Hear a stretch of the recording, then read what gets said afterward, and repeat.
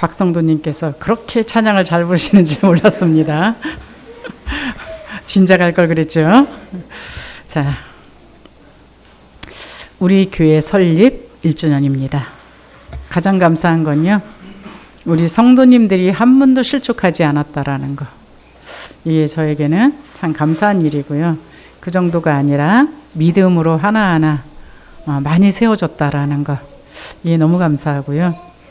또 이제 막 설립한 교회인데 이제 새 가족들이 계속적으로 들어온다라는 거. 원래 지금은요, 큰 교회를 선호하지 작은 교회를 선호하지 않습니다. 왜요? 일단 작은 교회는 자꾸 이렇게 딱 보여요. 근데 이제 지금 사람들은 뭔가 사람들한테 드러나는 걸 싫어해서, 간섭받는 걸 싫어하고, 그래서 큰 교회도 와가지고 뭘 하냐 그게 아니고요. 그냥 슬쩍 와서 예배드리고 그냥 슬쩍 가는 이런 교회가 좋은 교회예요. 근데 지금 새로 시작하는 교회라는 건 보고 싶지 않아도 다 봐야 돼요. 그리고 일하고 싶지 않아도 일해야 돼요. 근데 이제 이런 교회를 섬기시면서 하나님의 은혜 가운데 한 분도 실축하지 않았다라는 게 너무 감사한 일이고요. 또 이제 1년밖에 안 됐는데도 선교사님이 지금 몇 분 왔다 가셨죠? 이게 이제 저한테는 굉장히 진짜 은혜 중에 은혜다. 그리고 이제 우리 렘넌트들이 아주 잘 자라고 있습니다. 그러나 이제 하나님께서 왜 그러느냐? 복의 근원교회를 세우셨다라는 것이 그냥 단순한 사건이 아니라 하나님이 시대적인 언약을 이루는 시작이었기 때문이라고 봅니다. 그래서 최고의 축복이 뭐냐? 교회 생기는 거예요. 그냥 건물 생기는 게 말하는 게 아니라 재앙을 이길 수 있고 근본 문제를 해결할 수 있고 사단의 운명을 벗어날 수 있는 진짜 그리스도를 알고 있는 그 교회. 예수 그리스도의 이름의 권세를 사용할 수 있는 그 교회. 그래서 나만 예수 믿고 잘 살겠다가 아니라 나로 말미암아 지역이 복을 받고 민족이 복을 받고 세계 속에 이 복음을 전하기 위해서 기도하는 교회. 이 교회가 최고의 축복받은 교회입니다. 이것을 하나님은 하나님께 영광 돌리는 그런 날 되시기를 바랍니다. 자, 지금요 본부에서는 237 5천 종족이라는 단어가 계속 뜨고 있죠. 이거와 함께 이제 메시지 속에서 5천 종족에 가서 음악인을 찾아라. 그것도 이제 운동하는 그 사람들을 찾아라, 문화인을 찾아라 계속 그러는데도 잘 못 알아들어서 움직이지를 않아서 지금 몇 명을 파송했습니다. 그래가지고요, 사모아나 솔로몬 제도나 바누아투나 PNG 거기에 가서 찾아오라고. 그 이제 보낸 팀원 중에 한 명이 가면서 문자를 보냈어요. 9일부터 23일까지 갔다 오니까 지금 목적은 다른 게 아니라 이제 우리 지금 이제 학교 협회가 생겼거든요. 그래서 우리나라에도 선교사들이 제일 먼저 세운 게 뭐냐? 교회를 세웠고 병원을 세웠고 학교를 세웠습니다. 그것처럼 지금 이제 그 5천 종족 속에 들어가서 우리들이 이제 학교를 할 수 있는, 교류를 할 수 있는 이런 부분들을 찾기 위해서, 그리고는 음악 인재를 찾기 위해서. 왜 우리가 안 찾아오면 네피림 단체가 찾아가요. 근데 이제 전도자가 그렇게 한 맺히게 이야기를 하는데도 불구하고 절대 못 알아듣고 안 움직이니까 아예 그냥 몇 명을 딱 추리셨더라고요. 이제 김영길 목사님부터 시작을 해가지고 이제 음악과 관련돼 있는 몇 명을 추려가지고 지금 7명인가로 파송된 걸로 알고 있거든요. 그래서 이제 그 4개 나라를 캠프하면서 거기에서 음악 인재를 찾아내고 거기에서 학교 협의회하고 같이 해갖고선 할 수 있는 부분이 무엇인가를 있는가를 찾아내 갖고 와라. 그래갖고서 이제 명령을 내리셨습니다. 우리도 지금 1주년 전에 교회를 설립하는 날 그 주간에 인도네시아를 제가 혼자 갔다 왔는데 이번 주에는 저희 성도들 10명이 같이 갑니다. 우연이 아니라고 보고요. 더군다나 목사들이 선교지를 가면 강의를 하는 건 그냥 당연한 거예요. 그런데 평신도가 그 선교지에 가가지고 더군다나 렘넌트를 대상으로다가 이 복음을 전하는 시간을 갖는다. 나 중심, 육신 중심, 잘못된 성공을 하기 위하여 교회를 찾는 사람한테는 그것이 별 볼 일 없는 이야기입니다. 그러나 하나님 편에서 봤을 때는요, 엄청난 일이 벌어지고 있는 거예요. 사단 나라에서 봤을 때는 비상이 걸린 겁니다. 왜 여러분들한테 3개월 전부터 기도하라 그랬겠어요? 그렇죠? 원색적인 복음을 가지고 예수 그리스도의 이름의 권세를 가지고 그 곳에 가서 더군다나 특히 렘넌트한테 복음을 선포한다. 이건 사단 나라에서 봤을 때는 초비상이에요. 아십니까? 근데 하늘나라에서 봤을 때는요, 하나님의 가장 기뻐하시는 겁니다. 모슬렘권 속에서 복음을 전하면 안 되는 그 나라에 그래도 우리 팀이 가가지고 아이들을 대상으로 복음을 전하려고 지금 준비를 하고 있다. 하나님은 하늘의 불병거와 불말을 동원하실 뿐만 아니라 하늘의 모든 천군 천사를 동원할 수밖에 없는 일이에요. 뭐만 안 하면? 여러분들이 불신앙만 하지 않으면. 제가 그래서 지난번에 준비하는 팀한테 뭐라고 한마디 했죠. 지금 일이 어떤 일인지를 모르고 딴 거를 준비하게 되면 그렇죠, 안 된다는 이야기입니다. 그래서 모르고 가는 것 같은데 하나님은 가장 기뻐하시는 그 일, 더군다나 그냥 최고의 기회를 갖고 있었는 그 유치원 속에 들어가서 이 복음을 전한다. 여러분들이 영적으로 남은 시간 진짜 무장하시기 바랍니다. 우리는 그냥 한 번 선포하고 오는 거지만 그 한 번의 그 말씀 선포가 그 지역에 있는 어마어마한 흑암이 무너진다는 걸 아셔야 돼요. 그 속에 영향받는 그 한 명이 나온다면 그 한 명의 그 역사가 그 인도네시아를 살리는 시작이 될 수 있다는 걸 여러분 아셔야 됩니다. 근데 오늘 아브라함의 얘기를 계속적으로 지금 해나가고 있죠. 하나님의 본토 친척 아비집을 떠나서 내가 내게 지시할 땅으로 가라. 이 말을 들었을 때에 이 아브라함은 불신자 수준에 머물러 있었어요. 분명히 하나님이 구원하셔서 하나님의 말씀을 듣고 말씀에 의하여 말씀의 목적을 가지고 하나님의 방법으로 가라 그러는데 이게 무슨 말인지를 못 알아들은 거예요. 그러다 보니까 복음을 가지고 있는데도 하나님을 안 믿어요. 뭘 더 믿냐? 세상 거를 더 믿는 거예요. 근데 되면 되는데 계속적인 어려움이 계속 올 수밖에 없는 거예요. 우리가 살아가는 동안에 어렵다라는 생각을 여러분이 하게 되면 그게 바로 영적인 상태예요. 불신자들은 어려워야 당연한 겁니다. 왜? 하나님이 없어요. 하나님이 없다는 건 내게 재앙이 오는 걸 이길 수 없다라는 거예요. 나와 관계없는 사단이 나의 사주팔자 운명을 사로잡아서 내가 원치 않는 길로 끌고 다니고 있기 때문에 어려운 게 당연한 거예요.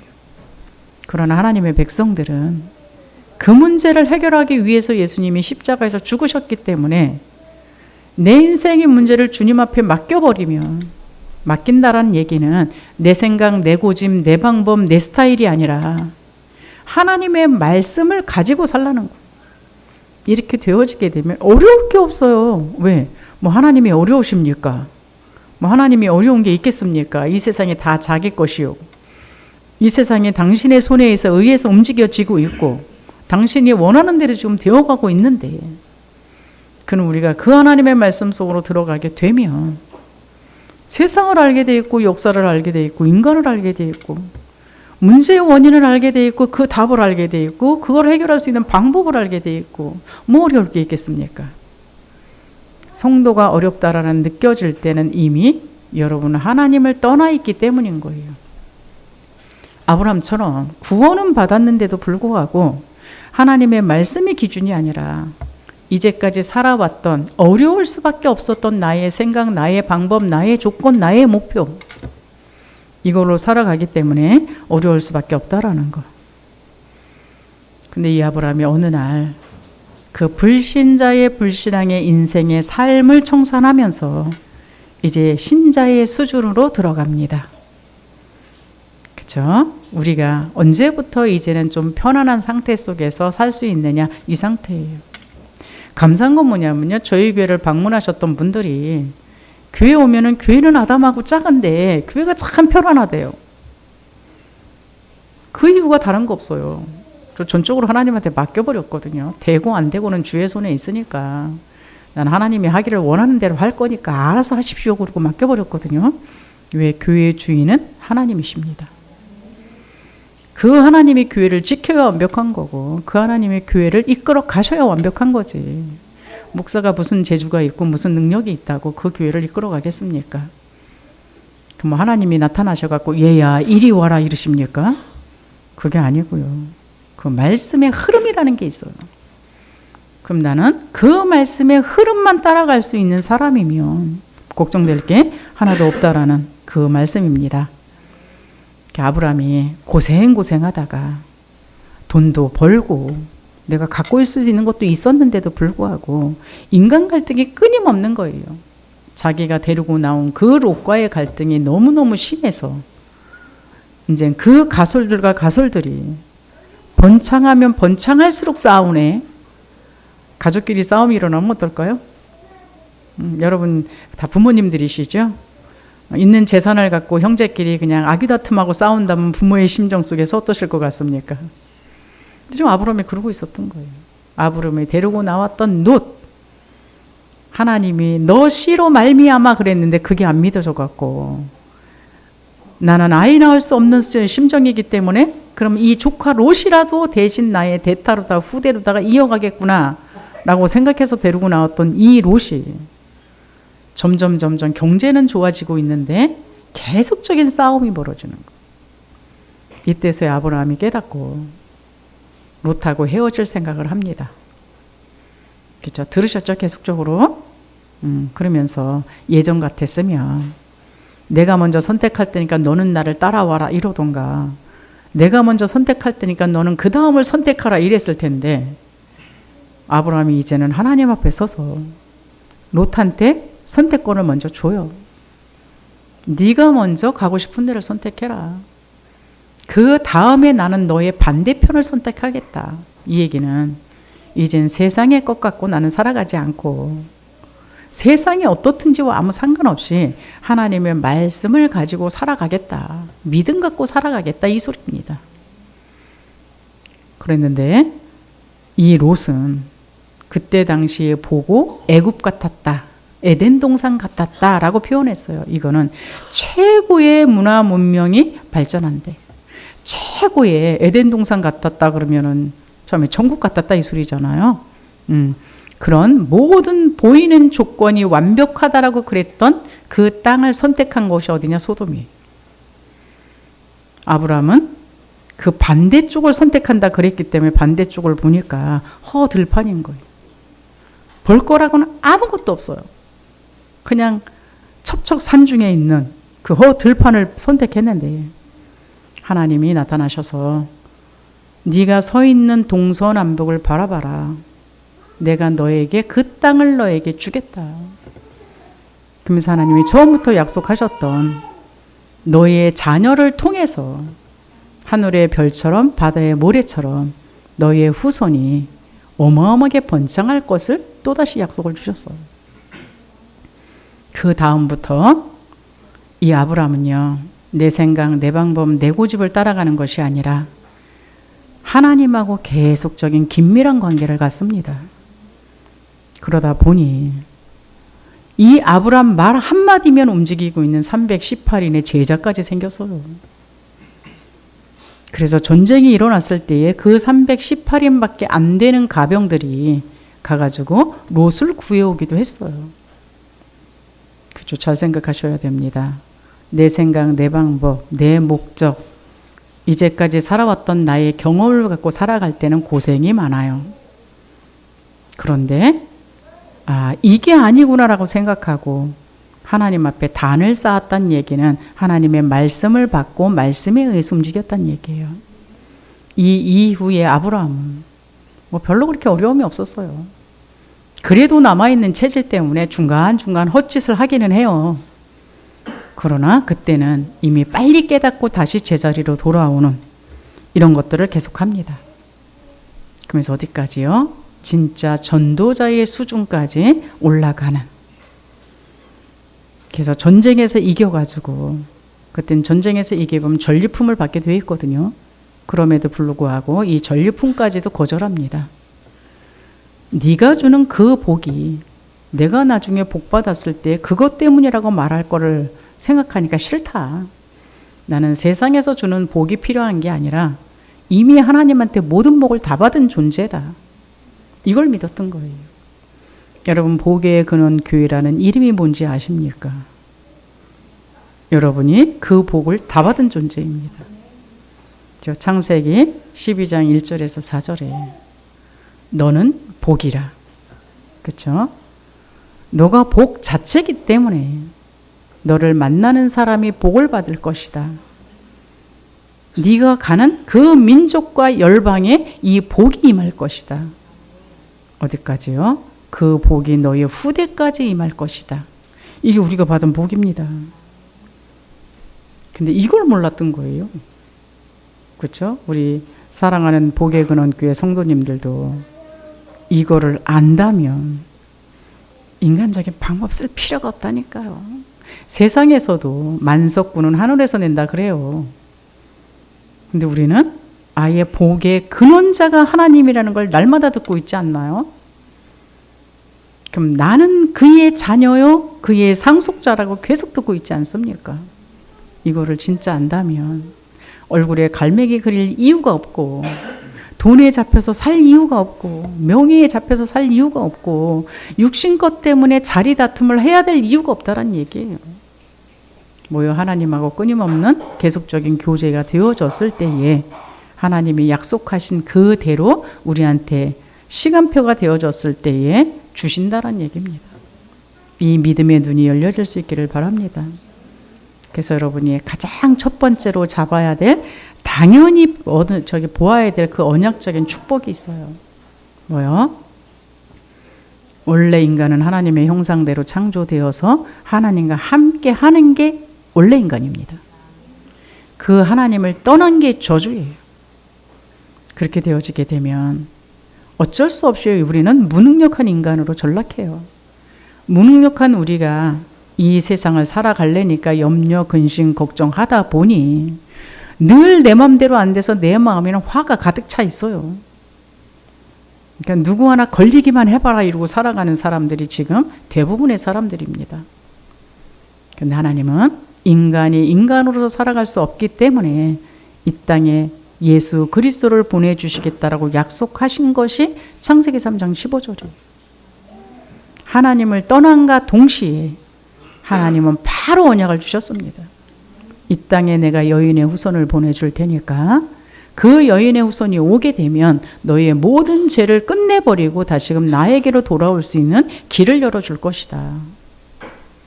그 예수 그리스도께서 실질적으로 이 땅에 온 게 신약이잖아요. 그렇게 되어지게 되면 너는 그 안에 들어가 있으면 안전하다. 그리스도 안에 들어가 있으면 안전하다. 구약에는 그것을 방주로 표현했습니다. 지금은 그 그리스도라는 그 안에 들어가 있으면 재앙이 와도 상관이 없고, 운명에 잡혀서 살아갈 이유가 없고, 인간이 머리 쓰면서 염려, 근심, 걱정해야 될 이유 없는 완벽한 말씀을 날마다 우리한테 공급해 주신다라는 거예요. 이 비밀을 아브라함한테 주셨어요. 근데 이 아브라함이 처음에는 몰랐어요. 그렇죠? 저희 복의 근원 교회 성도님들이 처음에 왔을 때와 지금에 왔을 때의 믿음을 보면 제가 봐도 참 많이 바뀌었어요. 그게 가장 감사한 일이겠죠. 그러면서 어디까지? 하나님은 계속적인 문제와 사건과 말씀을 통해서 이 아브라함을 계속 키우십니다. 똑같아요. 우리에게 일어나는 문제와 사건과 이 모든 것과 말씀과 똑같아요. 우리에게 일어나는 문제를 통해서, 사건을 통해서 하나님께서는 우리의 믿음을 키워나가십니다. 아까 얘기했죠. 지금 이 이제 솔로몬이나 사무아나 이제 이런 데 파송된 사람 중에 하나가 아직까지도 결혼 안 한 친구거든요. 그 친구는 숲에 가갖고서는 벌레한테 물리면 그 몸이 완전히 풍선이 되는 친구예요. 근데 지금 여기 갔어요. 한번 수련회를 갔는데 원인 모를 병을 이제 벌레한테 물려가지고 몸이 이렇게 버갖고 왔어요. 제가 보기에 기절할 만큼. 그럼 죽어야 되거든요, 사실. 근데 그 친구는 거기에서 이게 바로 내가 죽어야 되는 나의 운명이구나. 굉장히 똑똑하거든요. 모든 대학교 대학원을 장학생으로 다녔어요. 조교는 1, 2, 3등 등에 들지 않으면 조교를 못한대요. 대학원 다니면서 조교했거든요. 교회에서요. 걔한테 뭔가를 맡기면요. 기가 막히게 다 처리해놔요. 시키지 않은 것까지도 다 처리해놔요. 그런데 조그만 벌레한테 한번 물리면 그렇죠? 아무리 똑똑하면 뭐하고 능력 있으면 뭐합니까? 벌레 하나를 이길 수가 없는데 거기에서 내 인생의 창세기 3장의 뭔지를 깨달았답니다. 거기에서 나에게 왜 그리스도가 필요한지를 깨달았답니다. 그 다음부터는요. 벌레야 물어라 그러고 다녀요. 지금 여기 가는 지역은요. 물뿐만 아니라 우리로 봤을 땐 살기 힘든 지역이에요. 근데 파송돼서 가잖아요. 근데 그 염려되면 가겠습니까? 걱정되면 갈까요? 근데 이제 그게 아니에요. 그 그리스도를 발견하고 나니까 나의 생명의 주관자는 하나님이시고 내가 살아있는 동안에는 하나님이 하기를 원하는 이 복음을 전하는 그 일이다. 이거 하나밖에는 관심이 없어요. 그러니까 지난번에도 갈 때도 문자 주더라고요. 저 갑니다. 기도해 주세요. 기도 제목 쫙 보내고. 우리 교인들은요. 뭐 저한테 부탁하시는 분 아무도 없더라고요. 너무 능력이 특출하셔가지고. 뭐 영적인 걸 아시려서 그러는지 모르셔서 그러는지. 근데 그 사람은 갈 때마다 항상 그렇게 보내요.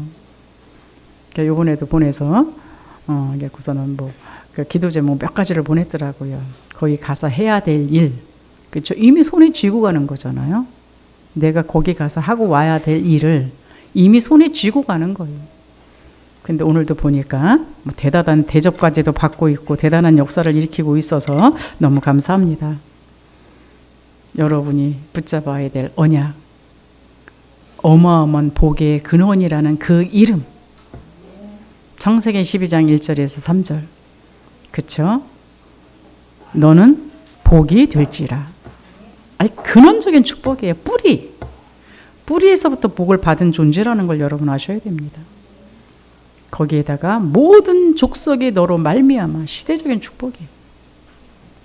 그렇죠? 시대를 바라보고 그 축복이 여러분들의 축복이라는 걸 보셔야 되고요. 거기에다가 내 씨로 말미암아 너무 후대에 대해서 그렇게 전전긍긍하고 내가 뭔가를 만들어 주려고 그러지 마세요. 여러분이 자꾸 끌어안고 있으면 아이가 여러분 틀 안에 갇혀버려요. 하나님이 하시는데 하나님이 하시는 게 안 보여요. 진짜 아이를 여러분 사랑하십니까? 하나님 앞에 진짜 기도하시기 바랍니다. 지금 이때의 하나님은 이 아이를 어떻게 키우기를 원하시는지, 어떤 시간표 속에 들어가 있는지. 그러면서 어떤 문제가 있다 할지라도 여러분 당황하지 않아도 되고 걱정하지 않아도 되는 이유는 너를 당할 자가 없다. 그렇죠? 불가항력적인 축복. 1년 전에 선포된 말씀이에요. 이 말씀을 진짜 한다면 내가 복 자체구나.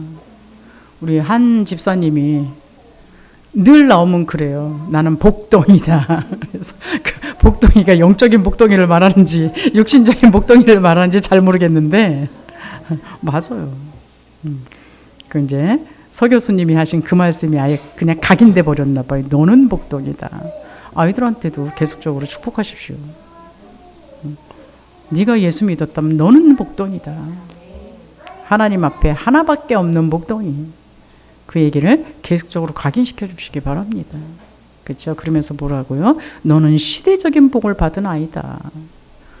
네가 지금 말썽을 부린다 할지라도 요 모양 요 꼴이라 할지라도 너는 시대적인 복을 받은 아이다. 그렇죠? 우리에게 주신 그 5가지 구호. 네가 대표적인 아이가 될 것이다. 너가 나의 기념비가 될 것이고 하나님의 기념비가 될 것이다. 그게 작품이잖아요. 여러분 나이를 어떻게 키우고 싶으십니까? 진짜 하나님의 작품으로 남겨질 수 있기를 바랍니다. 그러면서요, 좀 걱정 좀 말고 무서워 좀 하지 마시고 염려하지 마세요. 욥이 늘 아이들을 놓고 걱정했어요. 아이들이 하나님 앞에 범죄할까봐 전전긍긍했거든요. 그 염려 한 되로 사단이 찾아왔다라는 거 여러분 욥기를 좀 읽어보시기 바랍니다. 기도를 하는 건지 신음을 하는 건지, 하나님 앞에 기도하면서 염려하고 하나님 앞에 기도하면서 대책 세우고 불신앙이에요. 그건 기도가 아니고. 그래서 어떤 것도 나를 이길 수 없다라고 그랬는데 그 언약의 믿음을 가지고 가셔야 돼요. 현장으로 가시고 선교 나가시고. 우리가 지금 여태까지 익숙하지 않은 환경이 때문에 준비는 해야 되겠지만 지나친 준비나 지나친 대책은 불신앙이 됩니다. 왜요? 거기에 하나님이 나를 보내신 게 맞고 그곳에서 내가 하나님이 해야 될 일이 맞고 와서 해야 될 일이 맞다면 거기서 내가 무슨 일을 당한다 할지라도 그건 하나님의 계획이요. 그 하나님의 계획 때문에 내가 진짜 복음을 깨닫는다면 그것처럼 복 있는 것이 없을 것이요.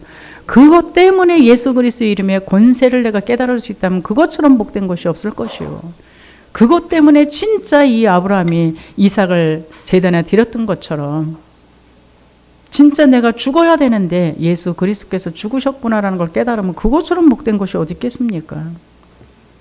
아브라함에게 처음부터 이 언약을 주셨는데 아브라함은 그거 깨닫는 시간이 몇십 년 걸렸죠. 여러분 지금 시간표 속에서 몇십 년 걸리면 어디 가 계시게요? 천국 가서 깨닫으실 겁니까? 빨리 땡기는 방법이 있어요. 집중하세요. 그래서 집중하면 일주일 만에도 깨닫습니다. 왜? 성령이 역사해버리면 나와 상관없이 깨닫게 되기 때문에 그렇습니다. 아브라함이 깨닫게 된 그게 망대예요. 다른 게 망대가 아니라 망대 그런다고 망대가 세워지는 게 아니라 하나님이 나에게 처음부터 약속하신 그 언약대로 그 언약을 가지고 하나님이 나를 이끌어 나가고 계시는 그 모습이 보여져서 내가 이제 확인하는 거, 이게 망대입니다. 여러분 이제 두 번째로 하나님이 이루어지는 언약의 시간표가 있죠. 망대의 시작은 떠나야 하는 시간표입니다. 창세기 12장 1절 너는 본토 친척 아비집을 떠나라. 아직까지도 세상에서 안 떠나신 분 이번 주간에 떠날 수 있기를 바랍니다. 그래서 불신자 수준으로 있으면 어려워요. 그래서 신자의 수준도 사실은 어려워요. 어느 수준으로?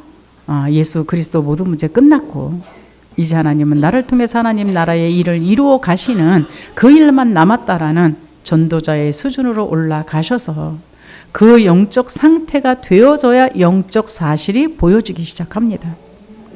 이때 여러분이 진짜 하나님이 주시는 그 힘을 얻을 수밖에 없는 오직 그리스도, 오직 하나님 나라, 오직 성령이라는 단어가 무엇인지 진짜로 이해가 되어진다라는 것. 방법은 다른 거 없어요. 언약 붙들고 내게 확신이 올 때까지 기도하시기 바랍니다. 이렇게 되어지면 그 다음에는 사도의 가르침을 받아, 이 얘기는 하나님이 선포되어지는 그 말씀의 인도를 받아서 나의 6일의 삶을 인도받고 가게 되면 어려울 것이 한 개도 없다라는 걸 아셔야 돼요. 떠났는데도 이 갈등의 시간표는 옵니다. 그게 창세기 13장이에요. 롯과의 헤어져야 되는 그 갈등의 시간표. 뭐 결코 쉽지 않겠죠. 근데 이 시간표가 오게 됐을 때에 모든 거 육신적인 거 다 양보하고 다 결단하고 하나님 앞에 단을 쌓는 그 시간표. 여기 재미난 말이 나요. 창세기 12장 4절에 이에 아브라함이 말씀을 따라갔고. 여러분한테 문제가 있습니까? 말씀에서 답을 받으시기 바랍니다. 여러분한테 갈등이 있습니까? 말씀에서 갱신을 찾아내시기 바랍니다. 여러분한테 위기가 옵니까? 말씀을 통해서 도전의 말씀을 찾아내시기 바랍니다. 이렇게 되어질 때에 진짜 믿음을 가지는 시간표 속으로 들어가게 돼 있어요. 그러면서 이제 들어가는 그 시간표가 어디냐? 이제 숨겨놓은 318인의 제자를 찾아내는 시간표. 이게 진짜 복이에요. 이 다음부터는 아무도 못 말려요. 왜? 나 혼자 살아갔던 나의 신앙의 인생이 아브라함의 말 한마디에 318명이 목숨 걸고 거기에 순종을 해버려요. 이 얘기는 나 혼자 신앙생활했던 그 외로운 자리에서 나와 동일한 예수 그리스도의 언약을 붙잡고 세계에 복음화라는 그 방향을 잡고 함께 뛰는 생명건 동료들이 생긴다는 얘기입니다. 이게 팀이에요. 이 팀이 여러분들한테 있는 것이 가장 큰 축복이라는 거 아셔야 됩니다. 그 팀은 아무도 못 말려요. 그게 사도행전 13장부터 나오는 팀이잖아요. 뭐 잔소리 군소리 할 게 없어요. 왜? 동일하게 말씀을 가지고 동일하게 말씀의 인도를 받고 동일하게 말씀의 역사를 따라가다 보니까 굳이 누구 하나가 주장할 게 없고 고집할 게 없고 갈등과 다툼이 있을 필요가 없는 거예요. 저에게가 점점 그렇게 되어가는 것 같아서 너무 감사하고요. 특별히 우리 장로님들이 그러시는 것 같아서 딴 얘기를 안 하고 그 말씀 앞에는 다 굽이시고 어떻게 하면 말씀의 인도를 받을까를 고민하시는 장로님들이 계셔가지고 미래에 올라오는 장로님들이 걱정되지 않습니다. 그 자리를 잘 지키고 계시기 바랍니다. 교회가 무너지는 건 달래 무너지지 않아요. 중직자들이 자기의 목소리를 낼 때 교회는 분열이 이기 시작합니다. 교회는 목사가 자기 소리 내는 것도 중직자가 자기 소리 내는 것도 아니에요. 하나님의 말씀이 주인이셔야 되고요. 하나님이 주인이셔야 되는 거예요. 그래서 그렇게 됐을 때에 하나님은 그 교회를 통해서 237 5천 종족을 살림과 동시에 그 후대에 진짜 하나님이 원하시는 영적 서밋들을 만들고 계시다라는 걸 아셔야 됩니다. 그렇게 되어지다 보면 그렇죠? 창세기 18장 아브라함한테 나타나신 하나님이 뭐라 그랬어요? 내가 하고자 하는 일을 너에게 숨기겠느냐. 여기까지 가셔야 됩니다. 그래야 군소리 잔소리 할 게 없고요. 여기까지 간 사람은 나의 육신에 뭐가 있나 없냐 그거 아무 소용없어요. 왜? 있고 없고는 내 거지. 육신 거지. 영적인 게 아니에요. 하나님은 하나님의 일을 하시기 위해서는 순간적으로도 역사하시는 게 하나님이세요.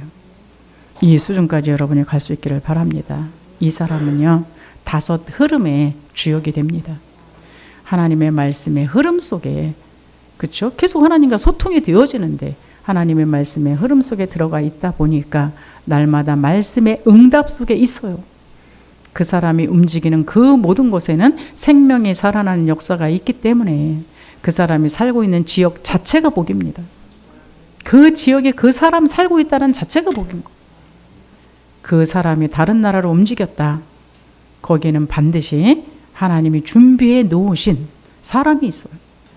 그걸 우리는 7포인트의 사람이라 그러죠.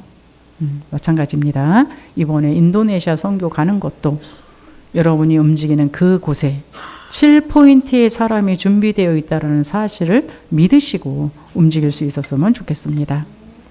이제는 마지막 시간표, 아직 우리 강단에서는 선포되어지지 않은 시간표인데요. 수양의 언약을 잡고 결단하는 시간표. 그렇죠. 아브라함이 이때는 완전히 하나님을 믿는 100%의 사람이 됐어요. 말씀에 대한 오직 믿음, 오직 묵상, 오직 순종의 사람이 되어져 가지고 너 아이를 제물로 바쳐라 이랬는데 그걸 순종하잖아요. 왜? 하나님을 100% 믿었다는 얘기예요. 그렇죠. 하나밖에 없는 아들. 그것도 이 아들을 통해서 이 하늘의 별과 같이 바다의 모래같이 자손이 번성해야 되는 이 아들인데 하나님이 갑자기 마음이 변했는지 이 아들을 제물로 드리래요. 근데 생각이 없어요. 계산이 없어. 대책이 없어. 그냥 무조건 가는 거예요. 종한테 제단에다가 이제 불 피울 그 짐 짓게 만들고 아들은 옆에 쫄랑쫄랑 따라가게 만들면서 거기까지 가잖아요. 그래서 군소리 잔소리 할까봐 그 산 밑에서는 종도 다 떼어버리고 아들하고 둘이 가잖아요. 아들하고 가면서도 말 안 합니다. 그리고 제단에다 아들을 올려놔요. 망설임 없이 칼을 들어서 칠 때에, 성경에는 그 장면 안 나왔는데요. 다른 데는요. 급하게 천사가 손을 잡았다고 나와 있어요. 그러면서 옆에 걸려있는 순양을 제물로 드리라고 얘기했습니다. 누구요? 그 순양이 예수 그리스도. 부모의 그 믿음과 함께 거기에 같이 있었던 그 이삭은 단 한 방에 복음이 완전히 각인돼 버린 거예요. 그래서 이삭의 그 의미가 웃음이거든요. 이삭의 그 의미가 누림이에요. 이삭처럼 평화로웠던 사람이 없어요. 부모님이 갖고 있었던 그 믿음으로 말미암아 단 한 번의 그리스도가 뭔지를 체험하게 만들어준 그 사건. 이 한 사건으로 말미암아서 완전히 예수 그리스도가 각인되어 버린. 나와 상관없이 나는 이렇게 억울하게 죽어야 되는 존재구나. 이게 원죄예요. 아무리 인생이 잘났다 할지라도, 아무리 똑똑하고 근사하다 할지라도 나와 상관없이 나는 죽어야 되는 운명. 그 운명 때문에 예수 그리스도께서 대신 죽어주신 것. 나와 상관없이 나의 인생이 사단의 운명 속에 끌려다녀야 되는데 예수 그리스도께서 나의 보호막이 되어주셔서 이제 나의 사단이 나를 침범할 수 없는 존재가 되어버린 그 복음. 어느 날 나에게 다가오는 원치 않는 재앙이 있는데 그 재앙 속에서 재앙받지 말라고 나의 대신 모든 재앙을 받아주신 그 그리스도. 이 그리스도가 여러분의 그리스도가 되셔야 됩니다. 그렇게 되어졌을 때에 그렇다면 하나님의 망대를 어떻게 만들 수 있느냐. 그렇죠. 오늘 본문이 어때요? 소돔과 고모라 계속적으로 읽으신 그 현장. 소돔의 죄악이 극한 상태까지 가가지고 하나님이 심판하지 않으면 안 되는 상황. 지금 본문 읽으면서 어떠셨습니까?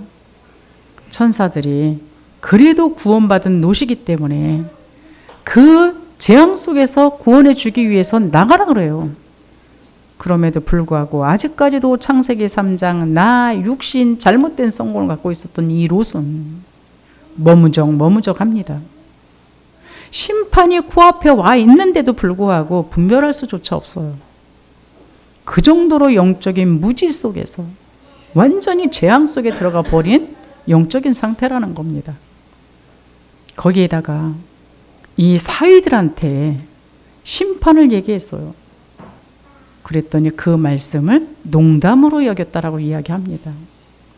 하나님의 말씀은 선포되어지면 그대로 성취되게 돼 있어요. 선포된 자체가 심판이라는 걸 아셔야 됩니다. 그런데 이 하나님의 말씀을 농담으로 여겼던 이 사위들 결국은 죽었죠.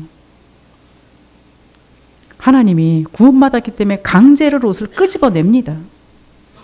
끄집어내서 빨리 가라고 끄집어내는데도 불구하고 이 롯의 아내는 그놈의 돈, 명예, 권력, 내 자리, 내가 쌓아놓은 이 세상 것들 이걸 못 잊어서 뒤돌아보지 말라 그랬는데 뒤돌아봅니다.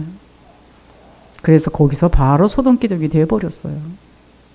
엄청난 그 복을 받았는데도 복을 복으로 누리지 못하는 그 현장. 그러니까 하나님이 강제로 끄집어내서 어디로 가라고 지정을 해줬는데 갈까봐 죽을까봐 걱정돼서 난 거기까지 못 가겠으니까 가다가 죽을까봐 걱정되니까 자기가 또 자리를 지정해요. 소활로 가게 해달라. 하나님도 그것도 들어주세요. 여러분 이런 현장을 바라보면서 계속 지금 19장 하고 있죠.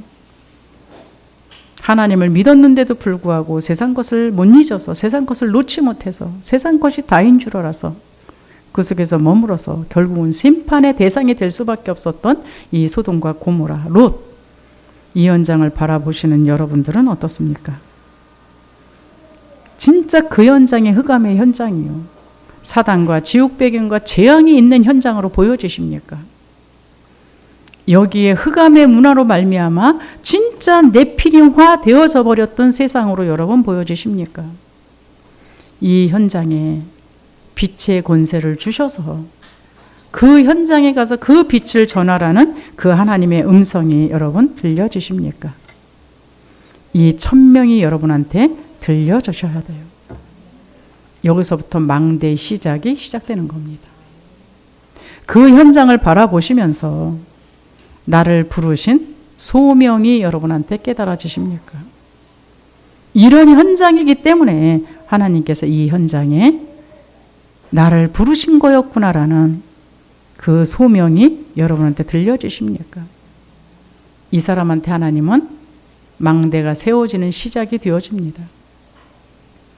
그 현장 속에서 실제적으로 내가 감당해야 될 하나님의 사명이 있는데 이 사명이 보여지십니까? 이거는 제가 해야 되고 이건 제가 해야 되고 나는 놀아야 되고 이러고 계십니까?